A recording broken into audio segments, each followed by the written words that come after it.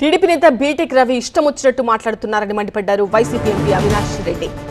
YCP అధికారంలో ఉన్నప్పుడు తన ఎమ్మెల్సీ పదవిని అమ్ముకునేందుకు బీటెక్ రవి ప్రయత్నించారన్నారు. ఇందుకోసం ఢిల్లీ వచ్చి విజయసాయిరెడ్డిని కలిశారని ఆరోపించారు.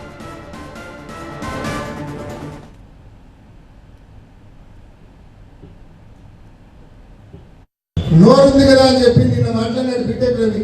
ఎంత మాట్లాడితే వాడు వీడు లెవెల్లో మాట్లాడాడు. నీ గురించి అట్లా మాట్లాడడానికి మాకు ఎంతసేపు చెప్పు. నువ్వెంత, నీ బతుకెంత? ఈ పురోగతులకు కళ్ళ వేసి ముగ్గురాయి దొంగతనం చేసి బతికేవాడు నువ్వు. ఇసుక దొంగతనం చేసి బతికేవాడు నువ్వు జగన్మోహన్ రెడ్డి గారి గురించి నోటికి వచ్చేట్టు మాట్లాడేవాడుగా.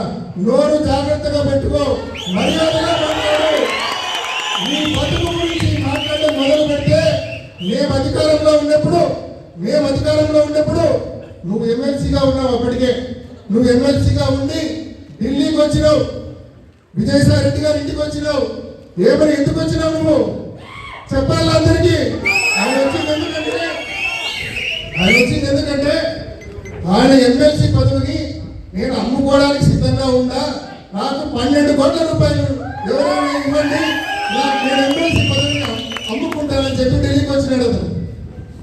జగన్మోహన్ రెడ్డి గారు అట్లాంటి పనులైంది వాళ్ళంతా మనం తీసుకోమని చెప్పి జగన్మోహన్ రెడ్డి గారు తిరస్కరించినారు.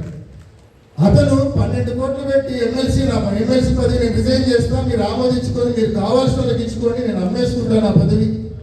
అదేవిధంగా ఆ తర్వాత మీరు జాయిన్ చేసుకుంటే వైసీపీలో చేరుతా, మీరు జాయిన్ చేసుకోకపోతే నేను రమేష్ను పెట్టుకొని నేను బీజేపీలోకి వెళ్ళిపోతా అని ఆయన చెప్పిన మాటలు సాయిరెడ్డి గారి దగ్గర పోయి చెప్పినాడు. జగన్మోహన్ రెడ్డి గారు నో చెప్పినాడు. ఇది ఆయన బతుకు. పదవిని అమ్ముకునే దౌర్భాగ్యమైన బతుకైంది.